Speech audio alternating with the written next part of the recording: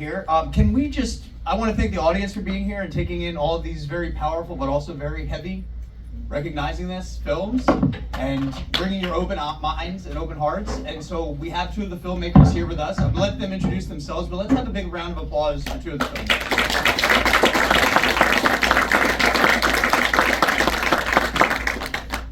And yes, please do introduce yourselves. I'm Beatrice Alda. I'm J Brooke. And they made Roommates. That was the third film?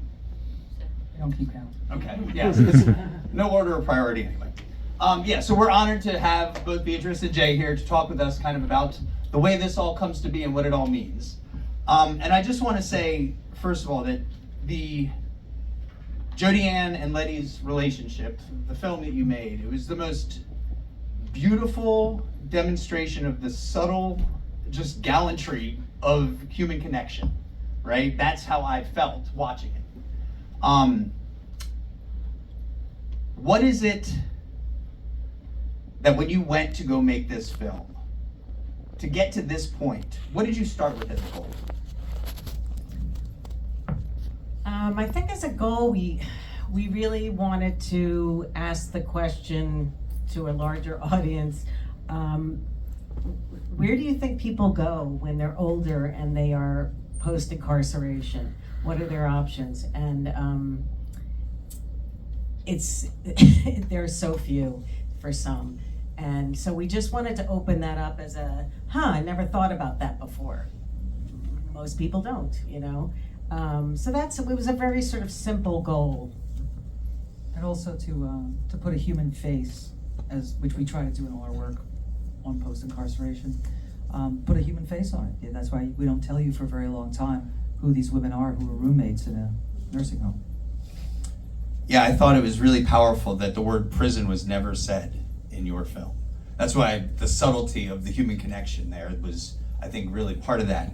And I also think the vulnerability that both Letty and Jodie Ann displayed was really powerful in kind of putting that human face on it, as you said, Jay. As filmmakers, how were you able to navigate and create such a powerful and seemingly sincere presentation of their connection rather than your framing of their connection? Yeah, they're very sincere. They're anything, they're wildly sincere. We always walk into a situation like this trying to break down any barriers of, fear of being watched, of being, in front of the camera. And so we bring our humor, we bring our relationship, our humanity. I mean, really, that's all it is. And let them know that we're on their team. We want to tell their story. We want to hear anything they want to say, and nothing's wrong. And we just create a very loose. We also go in with 3 people. We were 3 or 4 people, and that helps with people who are not used to being on camera. We're not with a big crew, and we're not intimidating. Did you want to add anything, Jay, to that? No.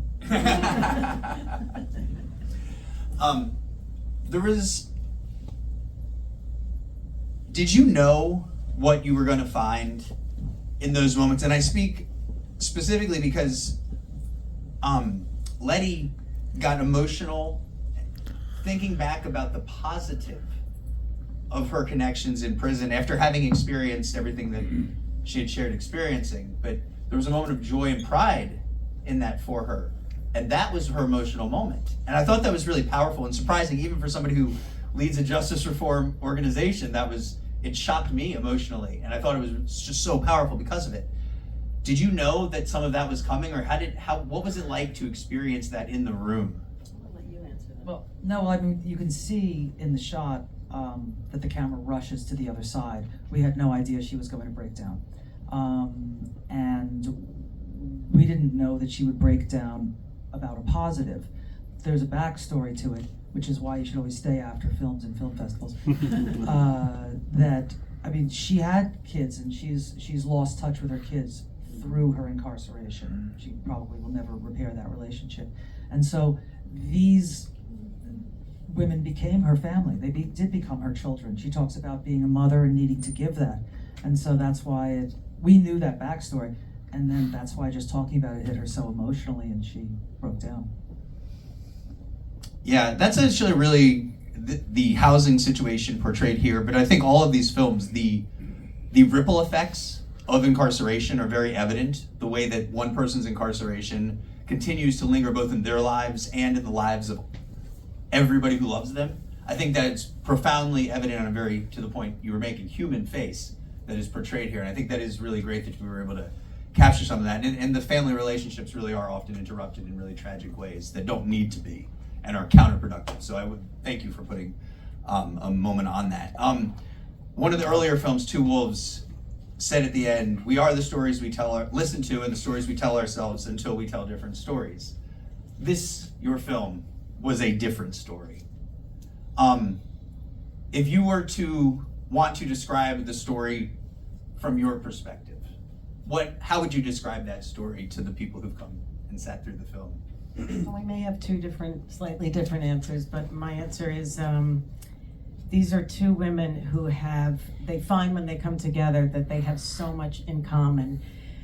And the commonality are tough things. They're real trauma. And before prison is just, a dot on their whole life. And what they really want is something so simple. They want the human connection. They want each other. They wanted it from their families. They may not have gotten it.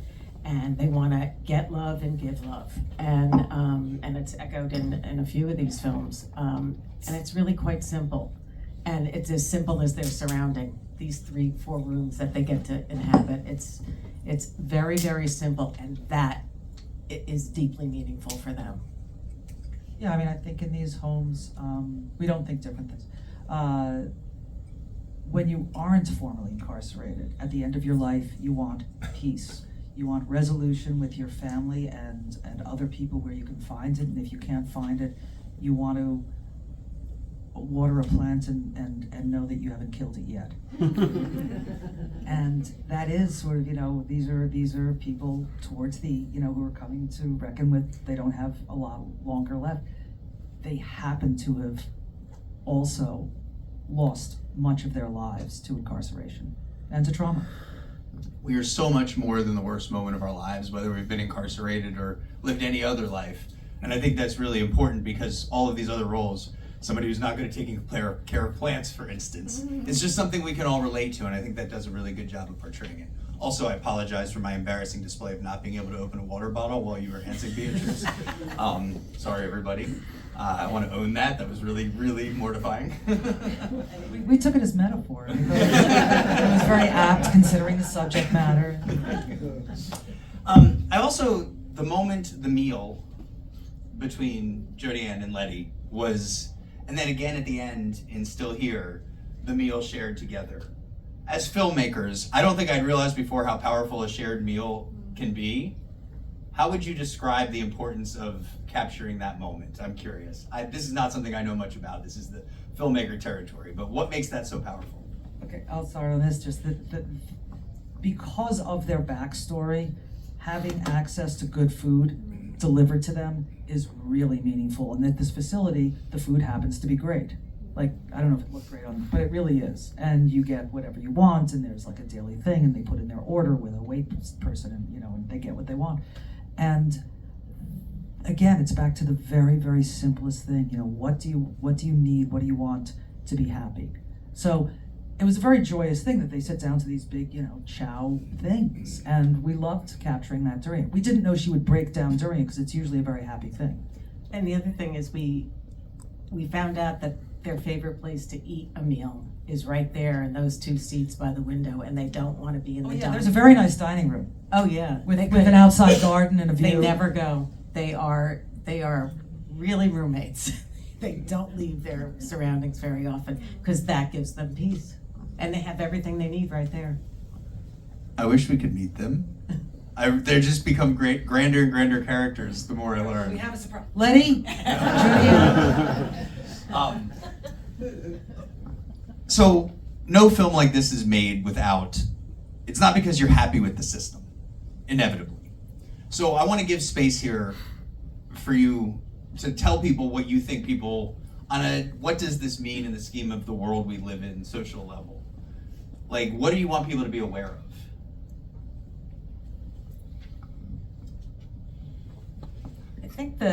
I think trauma is such a consistent theme in probably most people's lives, but certainly in the lives of the incarcerated. And what, as a society, do we do with that? We dehumanize, put people behind bars, and often don't give a second chance. And the dehumanization for me is unconscionable. And I think these two women, if they didn't suffer enough before they were incarcerated, they certainly, served their time. And it's not to say they didn't do bad things, they did, but they had circumstances. And there's mental health stuff in this, and there's substance in this. There's, nobody's perfect. Hurt people hurt people. That's a phrase from Inside. I don't know if everybody's heard that, but it's one of the truest things that I think I've ever heard. And I think that's kind of what you're getting at. There's usually some healing that needs to be done that doesn't get done, that leads to more harm. And I think that is really important. I just want to also say that you said it was in the film, it said it was the first such housing facility. That's an incredible thing. I will say Virginia is far from providing ample housing for people who have been incarcerated. So do not think that was a representation of here. As somebody who works in this area around here, please be aware we do have a lot of work to do. We can talk more about that another time. I don't want to go off. But I want to take this moment now to let everybody who has stayed and opened their hearts to have some questions. Is there anybody out there who wants to ask anything? I have a microphone for you. Incredible film. I'm really moved by all of the films that I saw, but I'm curious about the comparison contrast of a nursing home as a institutional facility versus a prison, because for some people, sort of that thought of going into a nursing home feels like, to my 90-year-old mother who just passed away a few weeks ago, a nursing home would have felt like incarceration to her. I'm curious about sort of what your thoughts of that are, and also sort of, I know you can't answer this question about sentencing though. I'm curious about your thoughts on the, sentencing of somebody who looks like Letty versus somebody who maybe looks like me. I'll answer the first part. I don't know about I think about the second part. But I think through their eyes, if I could say it through their eyes, I think while it's, yes, an institution, the nursing home, it's a place where they have choice, and that's most significant. They can put on any sweater, they can choose their meals, they could stay in their room or not, they could watch TV or not. And those small freedoms are everything to them, especially to Letty after 20 years of incarceration. So they think of it as how fortunate they are. Yeah, because they're really, some people have no place to go. Nursing homes will not take formerly incarcerated, they just won't take them. So that's why this facility, they're all aware of the fact that there would be no other place for them. Another backstory thing, and that's why you should always stay for this thing after Film Fest, is so Jodie Ann, she is from a reservation that she can't return to. So she would have, because of what she did, they really would be homeless. They would have no place to go. So to them, it's nirvana. Yeah, Letty has no family that supports her or is in contact with her. No photos, they just don't have anything supporting them. Anyone. Where is the facility? It's in Connecticut. It's in Rocky Hill, Connecticut.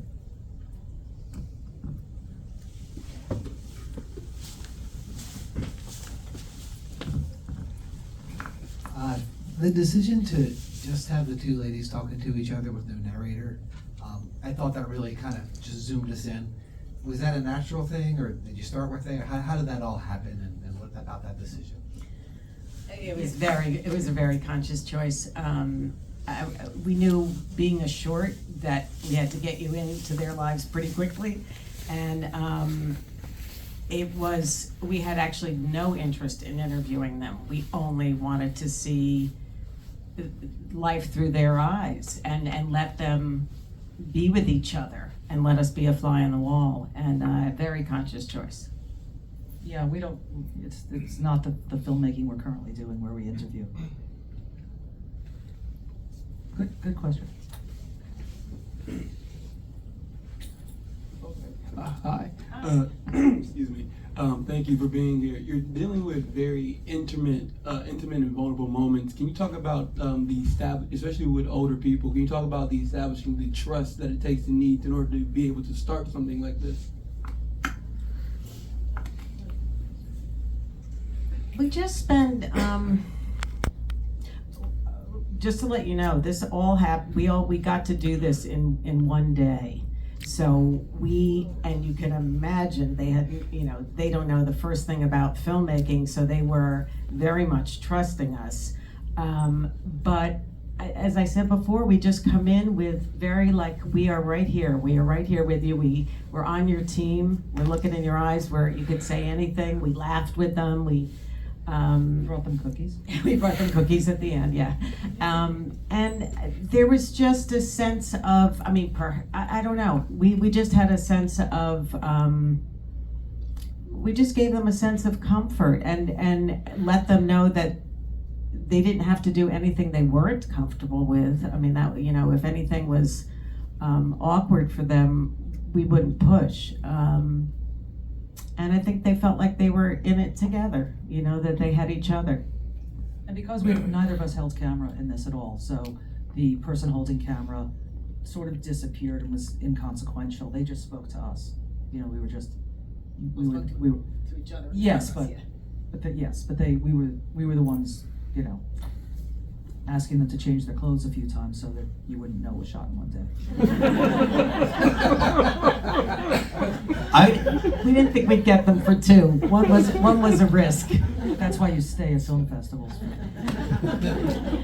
I just want to add, as the Humanization Project's our organization, and doing so kind of the same general work, people who've never been heard often, when treated with respect, that has not often been given them, really are eager to have a voice, especially if you provide a comfort zone as you've described. So I think that it's just the truth a lot of the times, and people are really glad, not everybody, but a lot of people are glad to be able to tell the truth, the whole truth, not just this one moment in these situations.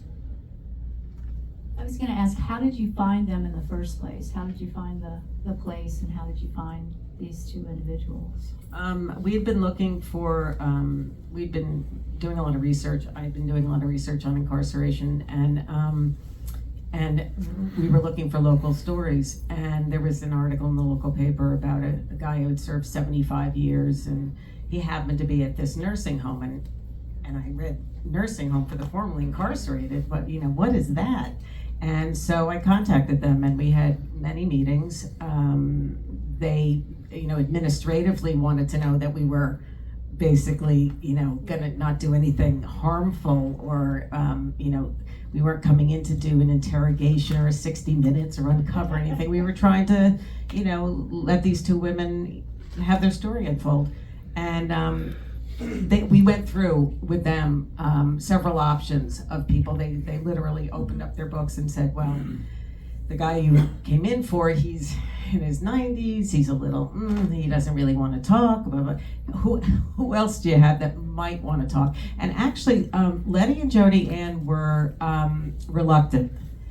And it was through the help of the social worker at the nursing home who really sort of broke ground for us and made them know that we were safe. That's great. And we met them and approached them there was something that we went and talked to them during, and introduced ourselves, and we talked for a while. while they were only on camera one day, we had been there several days. We had visited a bunch of times. Yeah, and so they were willing to do it eventually. Any other questions out there? Yeah, just, I can hear yeah, you. okay. I assume they've seen it. And in what way did you show it to them? Did you have a big screen or on your phone, or like how did they come to know it? So, well, okay, so, I mean, this facility is really, should any of you be formerly incarcerated and need to go to a home, this is a very nice one. They actually, they chose the room that they otherwise go to watch films. They chose to see it alone, not with other people. They put down like the equivalent of a red carpet. They got them like popcorn, the staff, drinks, like this whole thing. And we screened it, and they felt like movie stars, and we screened it for them, and they loved it. They cried again, and they loved it. Yeah, it was very sweet. They didn't ask to see. I mean, not that I don't care, but it's not like they asked to see it again. It's not like they've asked to see it since or have a copy. I think it's it's enough. It's emotional, and they're happy with the way it came out. Anybody else? All right, then. Oh, what's next for you guys? Your sights set on something. Yeah, we wanna continue to tell stories of women in post-incarceration in particular, and how difficult it is specifically for women as opposed to men. They typically have a very different trajectory. So, been doing a lot of research, and we're close to being able to identify our next subject, and perhaps this will be a small chapter of a larger film. Sorry, I asked a question earlier, so if somebody else has one, I'll see. You want to know where the nursing home is, don't you? You are interested. I asked about the nursing home, sorry. So I'm actually a nurse practitioner, but I work with kids, not adults, but curious about the things that can be done for incarcerated while they're incarcerated to help them post-incarceration, right? Like, so I know that the one story they talked about taking classes and things like that. What has been as you've seen this through your lenses, like what do you think what kind of things do you think can help people? Well, and correct me if I'm wrong, you would know better, but it really is a prison to prison answer. In this particular prison, I happen to volunteer there. It's the only women's prison in Connecticut. And I work with mothers who are reading stories to their children, and we record them and give the kids the books. And it's really significant for them to have maintain that connection. It's extremely difficult. Some of them are separated from 1-year-olds, 2-year-olds. One woman has 8 children. I mean, it's really difficult. And they talk about also programs that help them with vocational possibilities when they leave. Connecticut's a pretty decent state on reentry. There are many organizations that help, but I would say ultimately they all face the same struggle. Housing, job, how to pull their family back together. It's difficult. And could Connecticut do more? Absolutely. so that was the most wonderfully engaged audience question and answer. Thank you all. Thank you to Beatrice and Jay once again, everybody.